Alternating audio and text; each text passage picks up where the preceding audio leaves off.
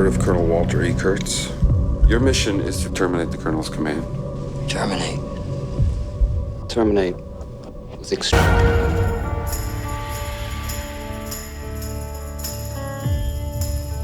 Very obviously, he has gone insane. This is the end, my only friend, the end. Are you an assassin? I'm a soldier.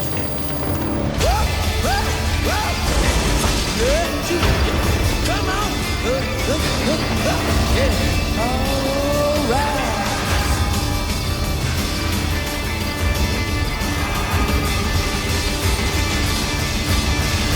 This is the end.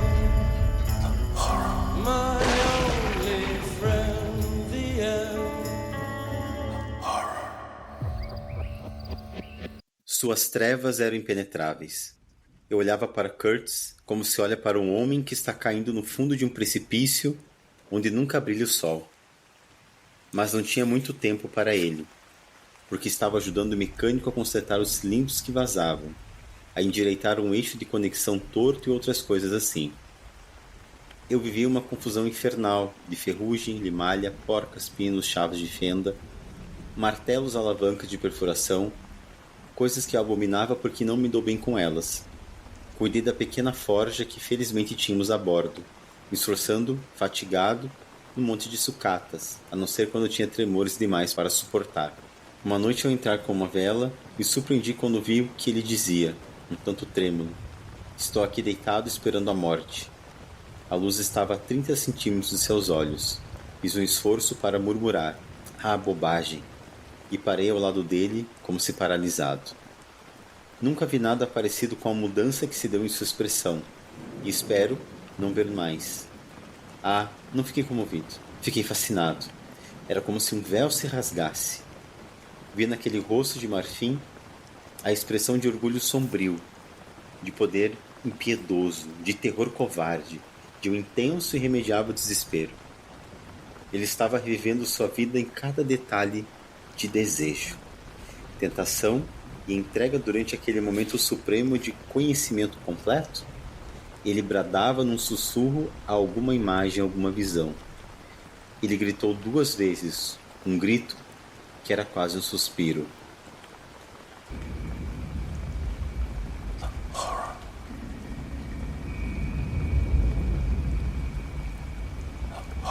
Peguei a vela e saí da cabine.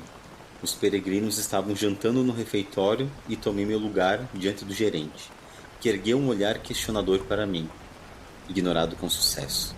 Ele se esticou para trás, sereno, com aquele sorriso peculiar dele, selando a profundidade oculta de sua perversidade. Uma chuva contínua de pequenas moscas caía sobre o lampião, sobre o pano, sobre as nossas mãos e sobre nossos rostos. De repente, o menino do gerente pôs sua cabeça insolente na porta e disse, num tom de ferino desdém, Sr. Kurtz, ele morreu. Todos os peregrinos correram para olhar. Eu fiquei no refeitório e continuei meu jantar. Acho que fui considerado brutalmente insensível, mas não comi muito. Havia um lampião, ali aceso. Vejam bem, e lá fora estava tão bestialmente escuro. Nunca mais cheguei perto do homem notável que havia pronunciado um juízo sobre as aventuras de sua alma nessa terra.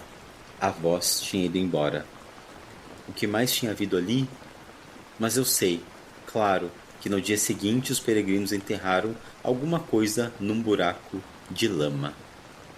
E então chegaram muito perto de me enterrar também.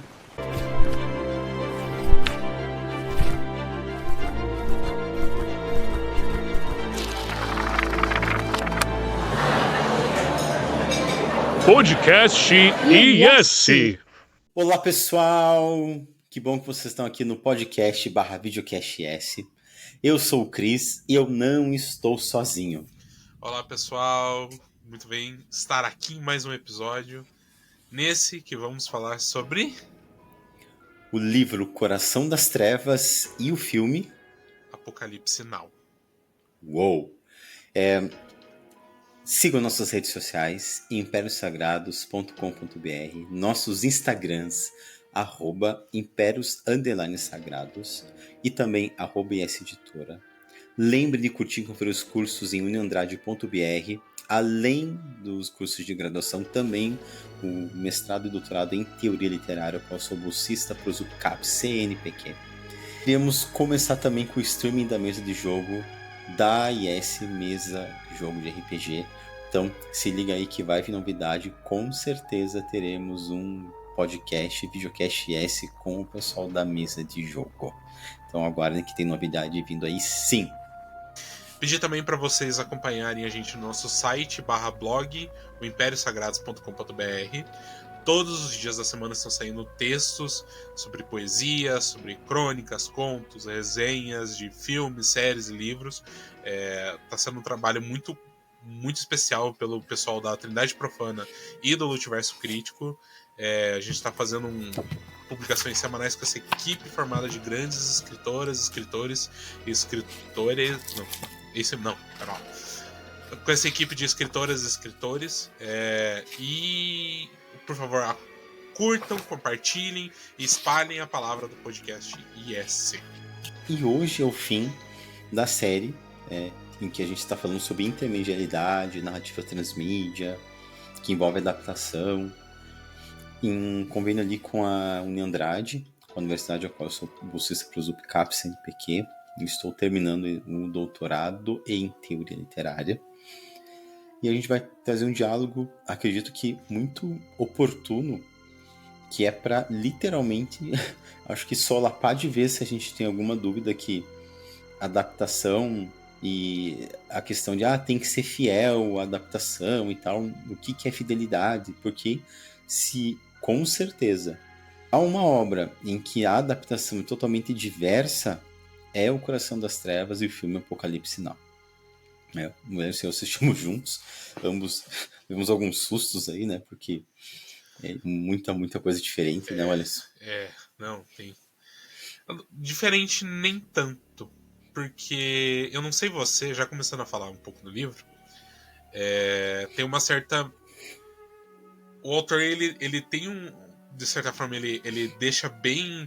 Ele começa a descrever com vários detalhes muito dos ambientes, as pessoas, o que está acontecendo no lugar, mas ao mesmo tempo é muito ambíguo a descrição dele. Tem vários momentos que ele descreve uma situação, mas eu pelo menos eu li, reli e não consegui é meio ambíguo de fato o que aconteceu, né? Por exemplo, tem um momento em que o Melon, né, o protagonista, ele se assusta com algo, mas não ficou bem claro com o que ele se assustou, né? Vamos lá, vamos começar então por Heart of Darkness. É um romance escrito por Joseph Conrad. Antes da sua publicação em 1902, apareceu como uma série em 3 partes, em 1899, na Blockwoods Magazine, e é amplamente considerada como uma obra importante na literatura inglesa e parte do cânone ocidental. E eu tendo a concordar que sim. Eu penso que... Vamos falar sobre o livro? Eu não sei você, Alisson, mas assim, admito que eu adorei a obra. Gostei muito. É uma obra de um gabarito, para mim, muito grande, assim. Acho que... começando pelo título, né? Heart of Darkness, a tradução dele foi o Coração das Trevas, mas se a gente fosse traduzir um pouco mais que literal, seria Coração nas Trevas, não das trevas, sim, nas trevas. E por que essa partitura é importante? Porque não é das trevas em qualquer lugar, né? Como se fosse a questão de uma coisa sombria fora, é dentro. Está falando de algo que está dentro, ou seja, nas trevas do ser humano. Então, é um livro que está falando ali da viagem do Malo, que depois ele é capitão, onde ele vai descer numa viagem na República do Congo, encontrar ou procurar o capitão, já é capitão, intendente, né? Kurtz. Na verdade, ele é acho que ele é gerente de um posto avançado, né? O Kurtz, né? E tem umas curiosidades, assim, porque o protagonista, ele é meio que ele é um personagem que assume um papel de algo que o próprio escritor viveu, né? Porque alguns anos antes, acho que 8 a 10 anos antes, ele fez uma viagem pro Congo, na época Congo colonial ainda, né? E ele descreveu parte da experiência dele nesse livro, né? Então ele é quase um o Mello, ele representa o autor ali dentro da obra, né? Quando a gente começa a falar, por exemplo, sobre sobre a viagem dele e sobre o que ela vai impactar na narrativa, eu penso que é importantíssimo ressaltar que a gente está falando da escravidão, né? Ainda que no papel ela já está acho que o Brasil o Brasil foi o último país, né, a abolir a escravidão, mas as colônias, especialmente as colônias britânicas, as colônias portuguesas, entre outras, elas não tinham os países como, por exemplo, a República do Congo, que era colônia britânica, na rédea curta, ou seja, quase em sistema de escravidão também. Não era escravidão, mas era trabalho análogo à escravidão. Trabalho forçado, análogo à escravidão, perfeito. Tipo, é uma coisa que narrativa eu tive muitos momentos de incômodo ali, porque há um processo de quase enlouquecimento do próprio Marlowe, porque ele vai falar várias vezes disso, e muitas vezes, muitos momentos da narrativa ele diz uma coisa que eu não sei o que é, isso que não pode ser nomeado, que não tem como ser dito, e assim ele vai reforçando a ideia de que esse coração das trevas, nas trevas no caso, né, você teimoso nisso, coração nas trevas para mim, né, é a perda da humanidade frente a justamente essa questão de considerar o outro ser humano um escravo, né? Uma coisa supérflua, uma coisa descartável. Acho que também tem como você encarar como uma espécie de crítica ao imperialismo, né?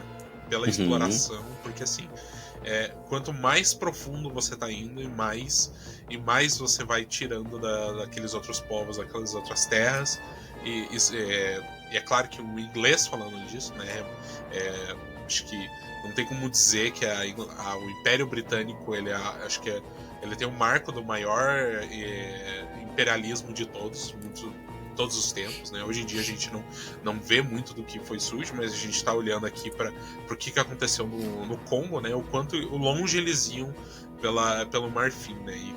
E eu acho que uma das partes interessantes que você diz que você vai vendo essa progressão, que é pouco descrito o trabalho que os brancos não fazem, certo? E ao mesmo tempo os sons, os cheiros, o incômodo que vai surgindo do entorno da exploração das pessoas que trabalham a ponto de, a um momento, eles se encostarem na sombra para morrer, chegam, né?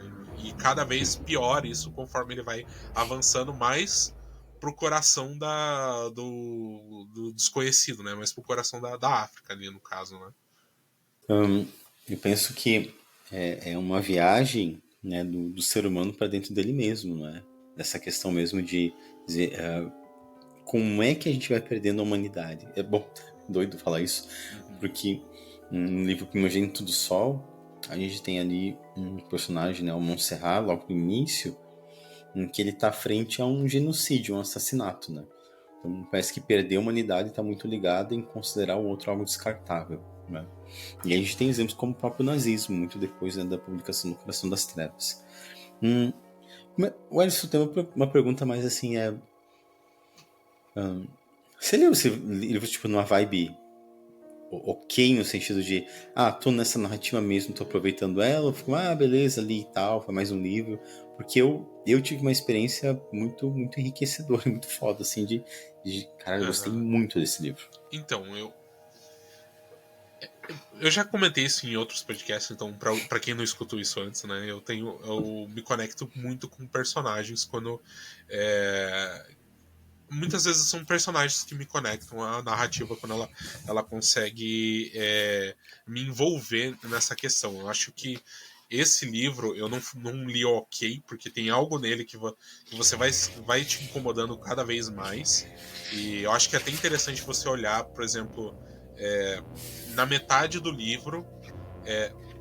Para quem não leu o livro ainda, assim, vamos explicar direito como é que ele funciona.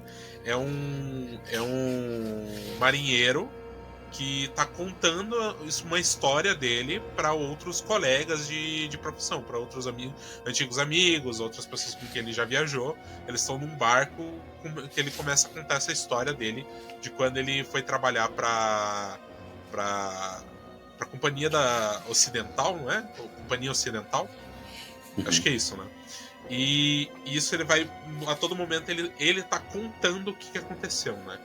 E tem um momento que, acho que é bem na metade do livro, que tem finalmente uma quebra desse contar, que é demonstrado que começou a escurecer, que é realmente esse momento em que o Melon, né, o protagonista, ele começa a ir cada vez mais fundo na viagem dele. Ele tá indo cada vez mais distante da civilização, cada vez indo mais para o meio do desconhecido, para o meio dessa loucura que ele tá vivendo, né? Então, e essa parte da ambiguidade eu achei muito estranho. Então eu fiquei um pouco desconecto da história, assim, um pouco, assim, mesmo. Uhum. Não, ela me pegou muito, muito de jeito a história, porque eu mesmo que eu parava até de começar, preciso respirar, preciso parar um pouco, porque é denso demais isso. Então tem várias partes como essa aqui que me pegaram de jeito. Perguntei-me se devia ver como um apelo ou como uma ameaça aparente silêncio da imensidão que nos contemplava. O que éramos nós, que tínhamos ido parar ali? Seríamos capazes de dar conta daquela coisa muda, ou era ela que acabaria conosco? Eu senti como era imensa, diabolicamente imensa, aquela coisa que nada dizia e talvez fosse surda também. O que conteria?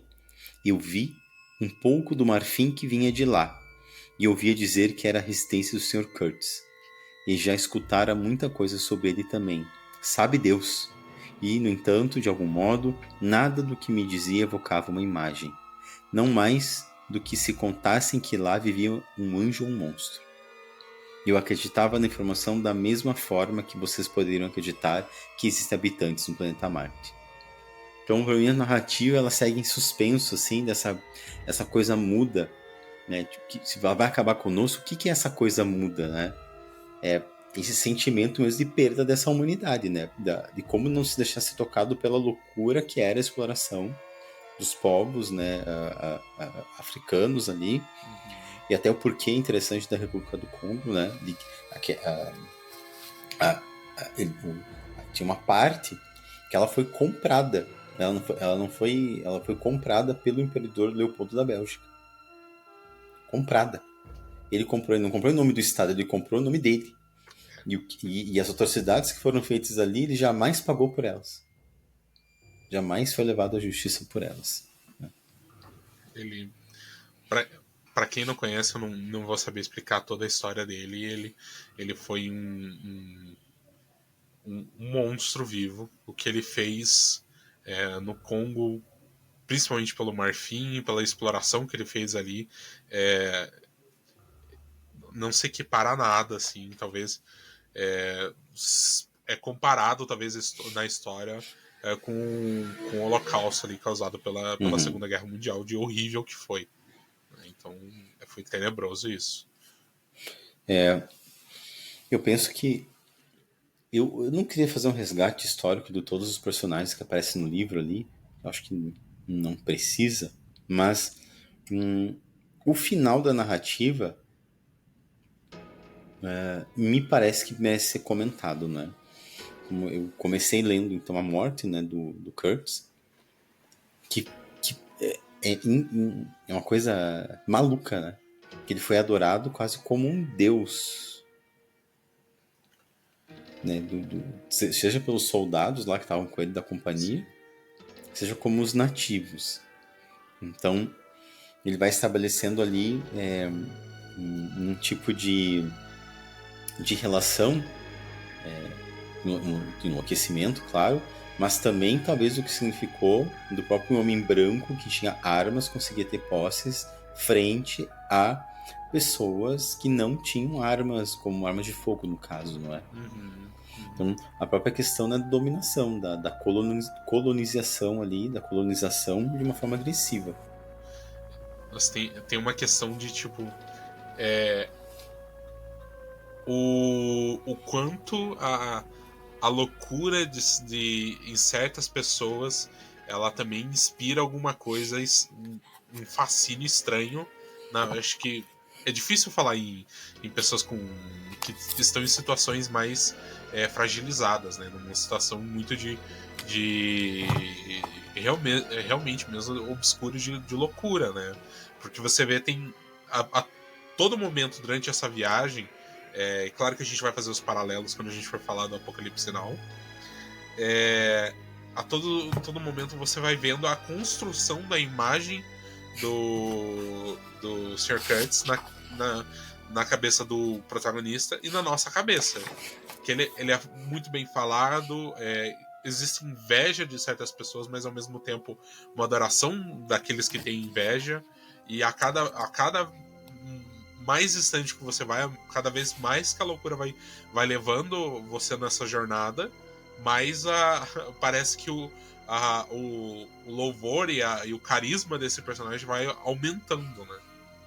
Uhum. Tanto que a passagem dele, assim, chega a ser curta em comparação tanto no livro quanto no filme. Porque parece que ele teve presente em todo momento da história. Ele é visto e construído a imagem dele durante toda a narrativa. Eu acho isso soberbo no livro, né? Soberbo isso. Pera lá.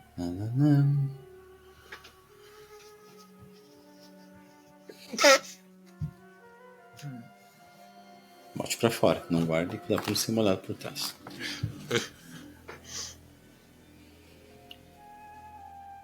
Transmídia e intermedialidade. Eu tô lendo, na verdade, pra gente fazer essa transição de diálogo entre livro e o filme. Tem uma autora chamada Rian, que ela afirma que transmídia é a expansão das histórias além de sua mídia original. Ao aproximar a ideia de mídias que transitam em uma narrativa transmídia, é possível situar o estudo transmídia no campo da intermedialidade. Irina Rajewski, uma outra estudiosa, distingue 3 tipos de fenômenos que se dão entre mídias que ajudam a refletir sobre as narrativas transmídia: intermediáticos, intramediáticos e transmediáticos. Fenômenos intermediáticos sempre sugerem o cruzamento de fronteiras entre as mídias. Sempre há um deslocamento de uma mídia para outra. Por exemplo, a relação de um filme e de sua adaptação em outra mídia. Intramediáticos são fenômenos que se relacionam com outra mídia, mas que não cruzam fronteiras. O foco sempre está em uma mídia e o seu modo e o seu funcionamento interno se relaciona com outras mídias, por exemplo, um filme que faz referência a uma obra de arte. Transmediáticos finalmente são aqueles que apresentam um tema em diferente mídia, como, por exemplo, a cultura cigana representada na ópera, no cinema, na HQ, pintura, entre outros. As narrativas transmídia podem ser compreendidas a partir desta última categoria. A expansão narrativa pode se dar também por meio da transficcionalidade. É Richard de Saint-Hilaire quem propõe esse conceito, que define como fenômeno pelo qual ao menos 2 textos, do mesmo autor ou não, se relacionam ao mesmo tempo a uma mesma ficção, seja pela retomada de personagens, prolongamento de uma intriga ou partilha de universo ficcional. E Saint-Hilaire adverte que, em sua definição, usa texto em uma acepção ampla que abrange não só os textos verbais escritos, como por exemplo o romance, o conto ou a poesia, mas também o cinema, a televisão, a HQ, entre outros. Ou seja, Apocalipse Now é um outro texto. E qual que é a sinopse desse filme, esse outro texto, né, derivado aí do Heart of Darkness? Durante a Guerra do Vietnã, em 1970, o Capitão Willard recebe a missão de localizar e matar um antigo e promissor comandante das Forças Especiais, que aparentemente enlouqueceu e se refugiou nas selvas do Camboja, onde comanda um exército de fanáticos. Sua viagem rio acima em busca de Kurtz torna-se cada vez mais perigosa e alucinante à medida que Willard adentra cada vez mais o coração das trevas. Wellington, o que é para você o coração das trevas nesse novo texto chamado Apocalipse Now? Ele mantém, eu acho que aquilo que a gente disse sobre a perda da humanidade, ele mantém sobre isso, sobre a perda da humanidade, a você ser levado à loucura sobre uma situação. Só que, diferente de O Coração das Trevas, no romance, onde ela tá falando mais sobre o colonialismo, sobre a exploração da civilização branca sobre as civilizações mais... vou colocar assim, mas mais primitivas, assim, vamos colocar, não sei se é o termo certo. E também da escravidão. Agora, para colocar no contexto da guerra, principalmente da guerra do Vietnã, dos Estados Unidos invadindo o Vietnã e toda a situação da guerra, mesmo mantendo parte central da narrativa, que é sobre a perda da humanidade, sobre a loucura, sobre essa viagem que o protagonista está fazendo em um rio também, até o Sr. Kurtz, agora Coronel Kurtz. Só que em épocas diferentes, em muita coisa diferente nesse contexto, né? Se no romance se passava ali no final do século XIX, em 1890, aqui não, aqui passa em 1969 durante... 70 e alguma coisa, na verdade, durante a guerra do Vietnã, né? Que você tem, no caso, o Capitão Willard, que ele recebe uma missão de encontrar e matar o Coronel Kurtz, que ele se rebelou, né?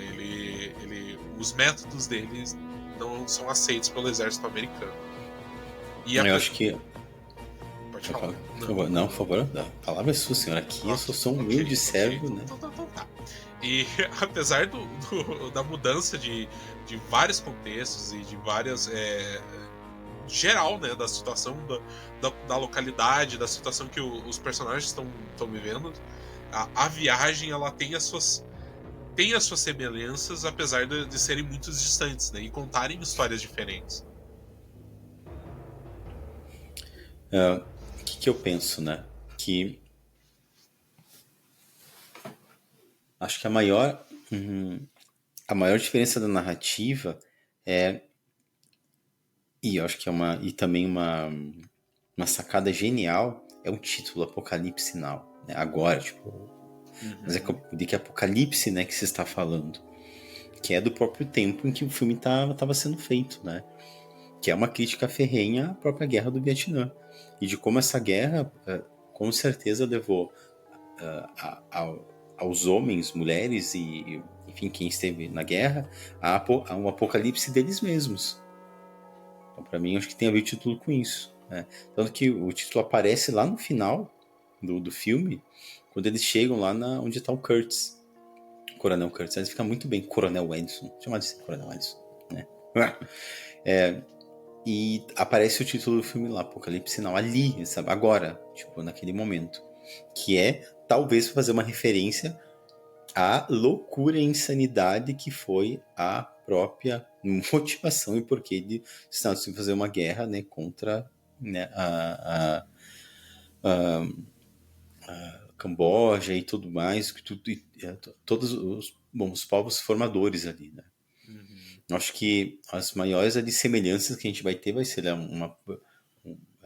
ambos, né, os personagens, né, do Willard, né, no filme empenhado com uma missão, que ambas vão exigir uma certa perícia, digamos assim, nossa palavra do RPG, né? Então subir o rio numa embarcação, né, um grupo que apoia ele, desafio de encontrar uma pessoa num local distante e praticamente desconhecido, né? Essa pessoa, ambos se chamam Kurtz, ambos terem transgredido as normas, né, de conduta, ambos terem acionado pessoas perigosas, né, para uma para a organização, outra, no caso, para o exército, né? E lá no final ambos vão pronunciar o horror, né? Por mais que sejam diferentes, em momentos diferentes quando morrem. Eu acho que daí vem as mais a diferença, aliás, vem as diferenças, que é tipo um sujeito, né, que já não é mais um marinheiro, né, europeu, mas sim um capitão do exército norte-americano. Chama-se Willard e não Marlowe. O cenário é a Ásia e outro vai ser lá, não é Vietnã e Camboja, e não mais a África, República do Congo, belga, no caso. Então não vai ser o pano de fundo a busca da guerra do Vietnã e não a exploração do Marfim. Um se passa no final da década de 60 ali, 1970, e não na década de 1890. Então, Kurtz vai ser um coronel do exército que teria assassinado supostos espiões, né? E não um explorador de Marfim, que está adoecido. Então, Kurtz, e acho que é uma diferença primordial, que é o Kurtz assassinado pelo Willard, né? Enquanto que o outro Kurtz morre resistido por decorrência da doença. Que eu acho que aí dá para fazer um paralelo com a própria a questão dessa. Se um morre no livro por uma questão de doença, que doença é essa? Do coração nas trevas. O outro morre também para mim pela mesma doença, pelo coração nas trevas, só que no caso do Willard daí. Tô maluco, Alisson? Fala que eu tô maluco. Não, eu não acho, porque embora um seja um explorador, certo? Ele tá explorando o Marfim, explorando em ambos os sentidos da palavra. No caso que ele tá descobrindo, ele tá indo a terras que normalmente a civilização não tocou, certo? Que vamos chamar de uma parte mais selvagem da África, e ao mesmo tempo o explorador que ele tá tirando os recursos e recursos das pessoas, da terra e forçando o trabalho na população local, né? E ambos os dois, de formas diferentes, eles trouxeram a loucura da guerra, a loucura da morte, da devastação, da destruição de seus meios, né? O Coronel Kurtz, no caso do Apocalipse Now, mais por uma questão de guerra, onde ele vamos dizer assim, ele se perdeu no método, no meio, no caminho, no que ele estava fazendo. E no caso do Sr. Kurtz, né, o mesmo nome, mas são personagens diferentes, ele pela questão de ele conseguir mais desse meio e se tornando adverso às pessoas que viviam lá, os povos nativos da região. E é engraçado porque, assim, da mesma forma que no romance o Kurtz, ele é construído só que por cartas, por informações que você vai pegando, por uma pessoa contando algo dele, à medida que o Mellon vai viajando, vai subindo o rio. Aqui no caso do Willard, ele tem um dossiê do exército, onde ele vai lendo toda a história do Kurtz, mas ao mesmo tempo ele vai se indagando como é que ele chegou aqui. E ele vai construindo as ideias, os questionamentos, e vai construindo a ideia dessa persona, dessa pessoa na cabeça dele conforme eles vão avançando o rio, né? Num quesito dos dois morrerem pela mesma causa, né? Do coração nas trevas, né? Do Sr. Kurtz no livro, né? Ele sucumbe tanto por ele ir demais, para ele ir além daquilo, e ele também já estava há meses sem contato com os postos de abastecimento, estava sem recursos e num local que ele não era familiarizado, daí ele sucumbe à doença. Nesse caso, o próprio coração nas trevas do Coronel Kurtz trouxe a morte a ele. Porque se não fosse pra ele ser tomado por essa loucura, por tudo aquilo que ele foi levado e por tudo aquilo que ele passou e ao ponto que ele chegou, o Willard ele nunca chegaria a fazer essa viagem. Ele nunca faria essa viagem para ir atrás dele, ninguém receberia essa ordem de matar ele, né? De ele ser assassinado. Então acho que podemos dizer que ele morreu nas duas histórias por conta do mesmo problema, por conta dessa escuridão que ele tava, né? O velho médico tomou meu pulso, evidentemente pensando em alguma coisa o tempo todo. Bom, para lá. Resmungou então com certo empenho e me perguntou se permitiria que medisse a minha cabeça. Bastante surpreso, disse que sim. Então ele pegou uma coisa que parecia um compasso, tomou as medidas de frente para trás, em todas as direções, e anotou cuidadosamente. Era um homenzinho com a barba por fazer, com um jaleco surrado, com uma capa de chuva, os pés calçando chinelos, e achei que fosse um tolo inofensivo. Eu sempre peço permissão no interesse da ciência, para medir o crânio dos que estão indo para lá, disse. E quando voltam também? Perguntei. Ah, nunca vejo ninguém na volta. Ele observou. Além disso, as mudanças acontecem por dentro, sabe? Ele deu um sorriso como se uma piada discreta. Então vai para lá? Ótimo, é interessante. Não sou uma olhar investigativa, fez outra anotação. Alguma loucura na família? Perguntou em tom discreto. Fiquei muito incomodado. É uma pergunta no interesse da ciência também?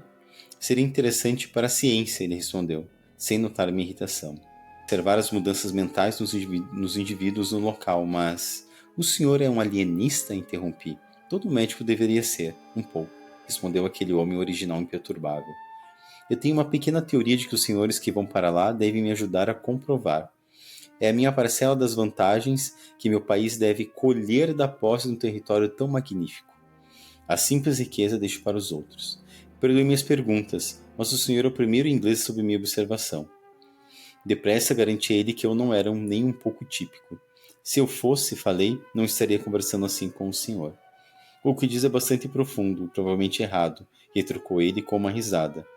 Evite a irritação mais que a exposição ao sol. Adieu. Como vocês ingleses dizem, hein? Goodbye. E é isso, minha gente. De minha parte é isso, Alisson. Eu queria comentar algo que é engraçado. Eu vou colocar engraçado, mas é claro que é uma referência muito clara à história. Porque no meio da jornada do Capitão Willard, eles encontram uma família francesa no meio da selva. Agora pensando é uma clara referência que eram... embora o Mello ele fosse inglês, a companhia que ele entrou e que estava explorando o Marfim era francesa. Uhum. Eram franceses se alocando ali no Congo para dominar, para fazer postos avançados de exploração, de exportação de coisas, de matéria mesmo, da riqueza que eles tiram ali da África. Então acho que tem esse pequeno referência e pequena conexão com o livro ali também. Também, e até mesmo na cena dos aviões, não é? No filme que a gente vê eles, aquela coisa maluca, perdida, de capitão dando ordem pra lá, pra cá, que é o quê? A própria loucura que foi a guerra contra o Vietnã. É uma coisa desenfreada. E na narrativa a gente tem a mesma coisa, intendentes dando ordens, muitas vezes pra nada. Não tinha sentido aquilo. Não ser a totalmente loucura que o médico tá falando. Siga nossas mídias sociais, impériosagrados.com.br, nosso Instagram, @impérios_sagrados, @YesEditora. Dê uma olhada no nosso site, né, que é impériosagrados.com.br, no pessoal que escreve, no blog do Medium, no Trindade Profana de Diverso Crítico. E não se esqueçam que teremos notícias da nossa mesa de jogo de RPG, que está chegando aí, tão prometida, tão aguardada, tão ansiosa, e eu também, ansioso para contar essa história de por que eu estarei mestrando essa mesa de RPG, e não o outro que não eu. Pessoal, pedir, compartilhem, curtam, espalhem a palavra do podcast, curtam lá no YouTube também, os números estão interessando lá, então é interessante, a gente tá lá no YouTube também, e mais surpresas no YouTube logo.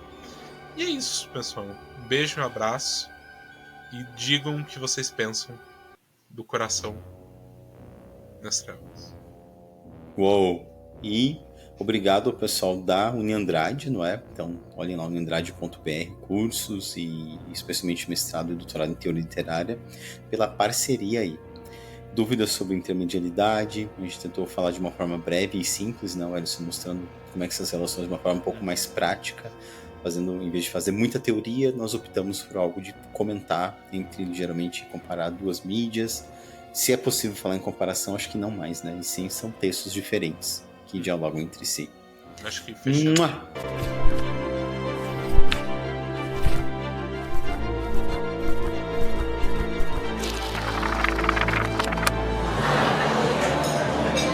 Podcast IS.